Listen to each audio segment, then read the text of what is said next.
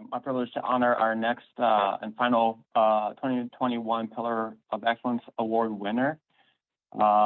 This individual receiving this award has utilized her individual strengths and passion to aid in the recovery for individuals with substance use disorders. In the next video that Haley has prepped up, you will hear from our award winner. Well, for now, just I'm going to mention it's the amazing accomplishments of Catra Corbett. So Catra Corbett, the 2021 recipient of the Pillar of Excellence Award, is absolutely unstoppable. After struggling with addiction at an early age and finding herself incarcerated, Catra Corbett chose to drop everything and move back home. One day, she decided to start running and has never looked back. Since then, Catra is the first American woman to run over 100 miles or more on more than 100 occasions, and holds the fastest known double time for the 425 miles long John Muir Trail. Just last weekend, Catra ran the 100K at the Javelin 100 in Arizona. Additionally, Catra is an author, having written a book titled Reborn on the Run, where she shares her story from battling addiction to running dozens and hundreds of ultramarathons.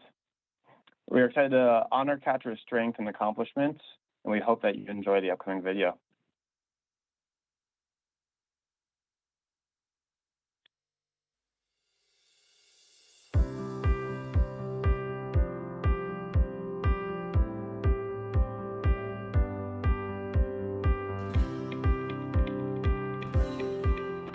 My name is Catra Corbett, and I have been clean and sober now 27 years.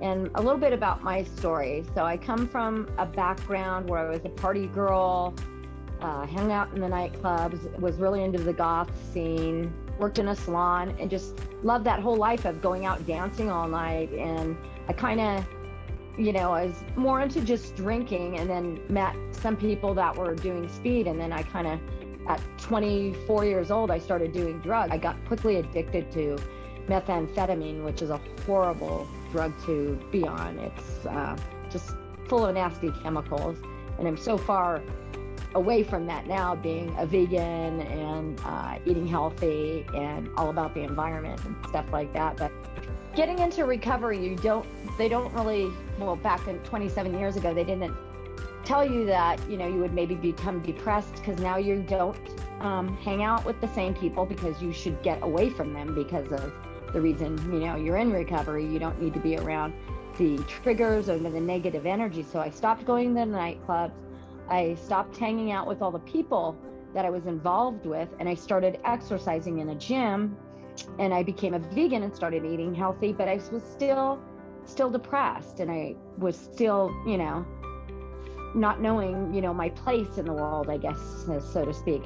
And if somebody back then told me, well, maybe you should start walking or running, or, because I was just lifting weights in the gym, and that didn't really help. And it's clear to me that we should all find a passion or something we're passionate about. You don't necessarily have to start exercising. Maybe you want to start, crafting or golfing, or, just doing stuff like that. But you need, I think, it's really important that in order to maintain your recovery is that you find something you're passionate about. So, I found running 2 years after I got clean and sober, and that's where I started building self-confidence. I started feeling good about myself. I started feeling like I was worth something, and I had a direction in life.